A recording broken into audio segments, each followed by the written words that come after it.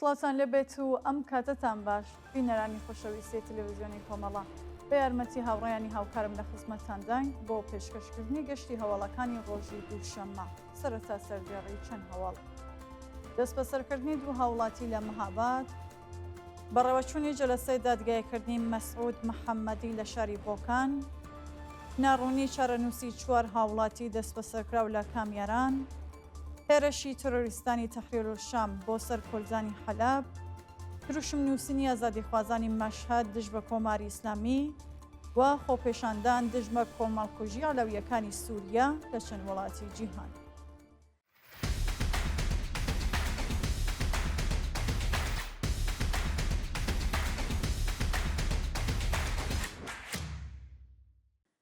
بەخشینی خەڵات بە کچانی گوندی شیناوێ بە بۆنەی 8 مارس لە پیرانشار. ڕۆژی شەممە 18 ڕەشەمەی 1403 چالاکانی مەدەنی گوندی شێناوێ سەر بە شارستانی پیرانشار بە بۆنەی 8 مارس خەڵاتیان بە کچانی ئەو گوندە بەخشی. بە پێو وێنانێ بەدەستمان گەیشتووە کچانی گوندی شێناوێ بە پۆشینی جلی کوردی یەک بە یەک لەلایەن پیاوانی ئەو گوندە خەڵات وەردەگرن. پێدانی قەڵام وەکو خەڵاتی 8 مارس بە کچانی شیناوێ بە واتای گرنگی خوێندن و چوونە سەرەوەی ئاستی زانیاری مرۆڤ بە تایبەت ژنانی کۆمەڵگایە بۆ ئەوەی بتوانن داکۆکی لە مافەکانیان بکەن. ناوی شیناوێ و بیرهێنەری ڕووداوی دڵتەزێنی ئاگرکەوتنەوە لە قوتابخانەی کچانی ئەو گوندە لە ڕێکەوتی نوێی بەفرامباری ساڵی 1392 هەتاویە کە تیادا 27 قوتابی کەش بوونە قوربانی ناکارامەی بەرپرسانی گەندەڵی کۆماری ئیسلامی و دوو کەسیان گیانیان لەدەستا.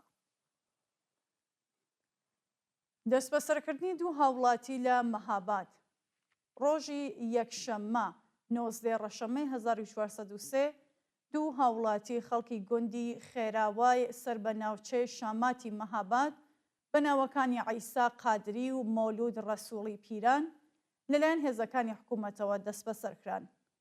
بە وتەی چالاکانی مەدەنی مەهاباد ڕژیم دەیەوێت بە بانکران و زیندانیکردنی چالاکانی مەدەنی ڕێگە لە بەڕێوەچوونی ڕێڕەسمەکانی نۆرۆز بگرێت.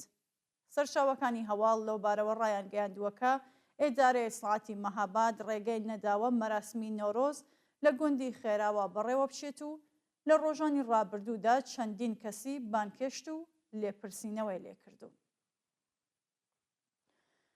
بەڕێوەچوونی جەلسەی دادگاییکردنی مەسعود محەممەدی لە شاری بۆکان.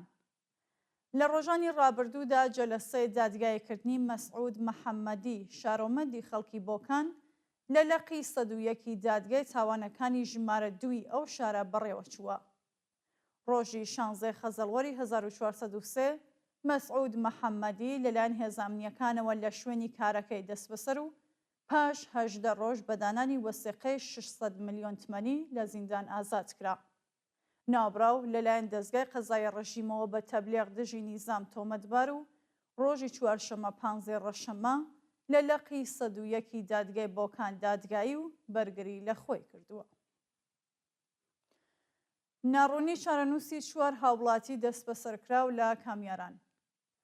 بەپێی راپۆرتی ڕێکخراوی مافی مرۆڤی کوردستان چارەنووسی چوار هاوڵاتی دەست بە سەرکراوی خەڵکی کامیاران بە ناوەکانی محەممەد میرزا ڕەحمانی، موسا تابعی، جەبار ئێبراهیمی و هێمن ئێبراهیمی پاش ڕفاندنیان لەلایەن ئێدارەی ئیسلاحاتەوە بە ناڕوونی ماوەتەوە. ئەو چوار شارۆمەندە خەڵکی گوندەکانی لۆنی سادات، تەروەڕێز، تەختی زەنی و کورارەن و ڕۆژی 8 ڕەشەمەی 1403 بەبێ بەڵگەی قەزایی لەلایەن ئێدارەی ئیسلاحاتەوە دەست بەسەر و بۆ گرتوخانەی ئەو ناوەندە ئەمنیەتیە لە شاری سنە ڕاگوێزراون. محەممەد میرزا ڕەحمانی، موسا تابعی، جەبار ئێبراهیمی و هێمن ئێبراهیمی لە ماوەی بەندکردنیاندا لە دەستڕاگەیشتنمە پارێزەر و چاوپێکەوتن لەگەڵ بنەماڵەکانیان بێبەش و هۆکاری بەندکرانیان هێشتا ڕوون نەکراوەتەوە. هێرشی تەرۆریستانی تەحریر الشام بۆ سەر کۆلزانی حەلەب. ڕۆژی یەکشەممە 19 ڕەشەمە تێرۆریستانی حکوومەتەکەی جەولانی هێرشیان کردە سەر بازگەی شێربانان لە گەڕەکەکانی شێخ مەقسوود و ئەشرەفیەی حەلەب و شەڕێکی قورس ڕوویدا. بە وتەی فەرماندەی هێزەکانی سووریای دموکراتیک تەرۆریستانی تەحریرالشام و ئیسلامگەرەکانی سەر بە دەوڵەتی تورک لە 4 قۆڵەوە هێرشیان کردووەتە سەر سەنگەری شێربانان لە گەڕەکی شێخ مەقسوود و پاش شەڕێکی قورس 11 تەرۆریست کوژراون، 6یان بریندار و بەدیلگیراون. هەروەها 4 شێربان بریندار بوون و هەموو هێزەکانی سووریای دموکراتیک کەوتونەتە حاڵەتی ئامادەباشیەوە. دروشم نووسینی ئازادیخوازانی مەشهەد دژ بە کۆماری ئیسلامی. بە پێو وێنانەی بەدەستمان گەیشتووە، ژنان و پیاوانی ئازادیخوازی مەشهەد هاوکار لەگەڵ قێرانی ئابووری دیواری شارەکەیان بە دروشمی دژە حکوومەت نەخشاندووە. چوونە سەرەوەی نرخی دۆلار، گرانی و بەرزبوونەوەی بەردەوامی ڕێژەی هەڵاوسان ژیانی بۆچینی هەژار و کرێکاری کۆمەڵگا سەخت کردووە. کارمەندان، کرێکاران، خانشینکراوان، پەرستەران و خوێندکاران هەموو لە ژێرگوشاردان و بەرپرسانی کۆماری ئیسلامی کەمترین بایەخێک بە ژیان و معیشەتی خەڵک نادەن. بە وتەی چالاکانی مەدەنی مەشهەد لەگەڵ نزیکبوونەوە بە ساڵی تازە ئامادەکاری بۆ خۆپێشاندان دەکەن و زۆربەی خەڵکی ئەو شارە هیچیان بۆ لەدەستان نییە و ئامادەن لە پێناو گەیشتن بە ئازادی و بەرابەریدا گیان بەختکەن. مانگرتنی کەشاوەرزان لە ڕۆژهەڵاتی ئیسفەهان. ڕۆژی یەکشەممە 19 ڕەشەمەی 1403 کەشاوەرزانی ڕۆژهەڵاتی ئیسفەهان بۆ جارێکی دیکە دژ بە نەزانی حەقئاوە لەگەڵ تراکتورەکانیان مانیان گرت. بە وتەی کەشاوەرزان، دەوڵەت ڕۆژی 9 سەرماوەزی ئەمساڵ بۆ وەرزی چاندنی پاییزە بە شێوەی کاتی ئاوی چۆمی زایندە ڕوودی بەرداوە، بەڵام بە دوایدا حەقئاوەی جوتیارانی نەداوە و کەشاوەرزان زەرەرمەند بوون.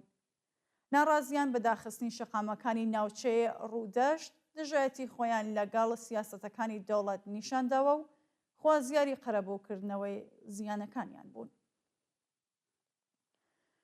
کۆبوونەوەی خانشینکراوانی معدەنی بەردی خەڵوز لە شاهڕوود. ڕۆژی یەکشەممە 19 ڕەشەمەی 1403 خانشینکراوانی معدەنی بەردی خەڵوزی شاهڕوود بە پێ ڕەواڵی یەکشەممەی هەر هەفتە دژ بە نەزانی زاخوازیەکانیان کۆبوونەوە. خانشینکراوانی ناڕازی بە بەدەستەوەگرتنی پلاکارد لە بەردەم سندوقی خانەنشینیدا کۆبوونەوە و بە وتنەوەی دروشم خوازیاری زیادکردنی حەقدەست، پێدانی مەزایە خانەنشینی، هاوسانسازی حەقدەست و دابینکردنی بیمەی تەکمیلی بوون. ناڕزایەتی کرێکاران و کارمەندانی لەنگەرگەی زاکری لە قێشم. ڕۆژی یەکشەممە 19 ڕەشەمەی 1403 کرێکاران و کارمەندانی شاغڵ لە لەنگەرگەی زاکری قێشم دژ بە ڕادەستکردنی ئەو لەنگەرگە بە کەرتی تایبەت خۆپێشاندانیان کرد. بە وتەی ناڕازیان، لەنگەرگەی زاکری قێشم ڕۆڵێکی گرنگی لە گواستنەوەی موسافر و معیشەتی خەڵکی دوورگەی قێشم هەیە، بەڵام دەوڵەت بەبێ لە بەرچاوگرتنی معیشەتی خەڵک بە شێوەیەکی ناڕوون بڕیاری ڕادەستکردنی بەڕێوەبەراتی ئەو لەنگەرگەی بە کەرتی تایبەت دەرکردووە. پەیوەستبوونی بەندکراوانی ژنی زیندانی شەیبانی ئەهواز بە کارزاری نابۆ ئیعدام. بەندکراوانی ژنی زیندانی شەیبانی ئەهواز لە بەیاننامەیەکدا پەیوەستبوونی خۆیان بە کارزاری سێشەمانەی نابۆ سێزارە ڕاگەیاند. پێشتر بەندکراوانی پیاوی ئەو زیندانە پەیوەست بە کارزاری سێشەمانەی نابۆ سێدارە ببوون و ئێستا بەندکراوانی ژنیش تێکەڵ بۆ هەڵمەتە بوون. بەندکراوانی ژن ڕایان گەیاند ڕۆژی سێشەممەی هەموو هەفتەیەک هاوڕێی لەگەڵ بەندکراوانی دیکەی زیندانەکانی ئێران دژ بە سزای ئەعداممان دەگرن و داوا لە هەموو بەندکراوان لە زیندانەکانی دیکەی ئێران دەکەن پەیوەست بۆ کارزارە بن. شاینی باسا کە تا بە ئەمڕۆ 38 بەندیخانە پەیوەست بۆ کارزارە بوون و تا دێت کەمپەینەکە بەهێزتر دەبێت. دەست بەسەرکردنی سێ شارۆمەندی بەلوچ لە کەهنوج. ڕۆژی یەکشەممە 19 ڕەشەمەی 1403 سێ شارۆمەندی بەلوچ لەوانە ژنێک لەلایەن لیباس شەخسیەکانی ڕژیمەوە لە شارستانی کەهنوج دەست بەسەر کراون. بەپێ راپۆرتی کەمپەینی چالاکانی بەلوچ، ئۆتۆمۆبیلی ئەو سێ شارۆمەندە لە جادێ کەهنوج بۆ چابەهار لەلایەن لیباس شەخسیەکانی ڕژیمەوە ڕاگیراوە و هەر سێ سەرنشینی ماشینەکە بە توند و تیژەوە دەست بەسەر کراون. شایانی باسەکە ناسناوی دوو کەس لە دەستبەسەرکراوان شیرانی و ڕستگاری ڕاگەیەندراوە. لە هەواڵێکی دیکەدا چەندین بەندکراوی سیاسی پێشووی خەڵکی پارێزگای خوزستان کە هێشتا ناسناویان ئاشکرا نەکراوە بۆ جارێکی دیکە دەست بەسەر و ڕەوانەی گرتوخانەکراون. دووە هەواڵ خۆپێشاندان دژ بە کۆمەڵکوژی عەلەویەکانی سووریا لە چەند وڵاتی جیهان. ڕۆژی یەکشەممە 19 ڕەشەمە هەزاران کەس لە وڵاتانی سووریا، تورکیا، ئەڵمان و چەند وڵاتی دیکەی ئەوروپایی دژ بە ژینۆسایدی عەلەویەکان لەلایەن چەکدارانی تەحریرولشام خۆپێشاندانیان کرد. کوژرانی زیاتر لە 1000 شارۆمەندی عەلەوی لە شارەکانی لازەقیە، تەرتوس، حۆمس، بانیاس و حەما لەلایەن هێزەکانی حکوومەتی جەولانی کاردانەوەی توندی کۆمەڵگەی جیهانی بە دوای خۆی داهێناوە. ڕۆژی ڕابردوو هەزاران شارۆمەندی عەلەوی لە ئیستانبوڵ، ئەنکەرا، ئێزمیر و سمسوور دژ بە حکوومەتەکەی ئەحمەد شەرع خۆپێشاندانیان کرد. لە سویدای سووریا دروزیەکان خوازیاری محاکمەی جنایەتکارانی تەحریرولشام و ئەحمەد شەرع بوون.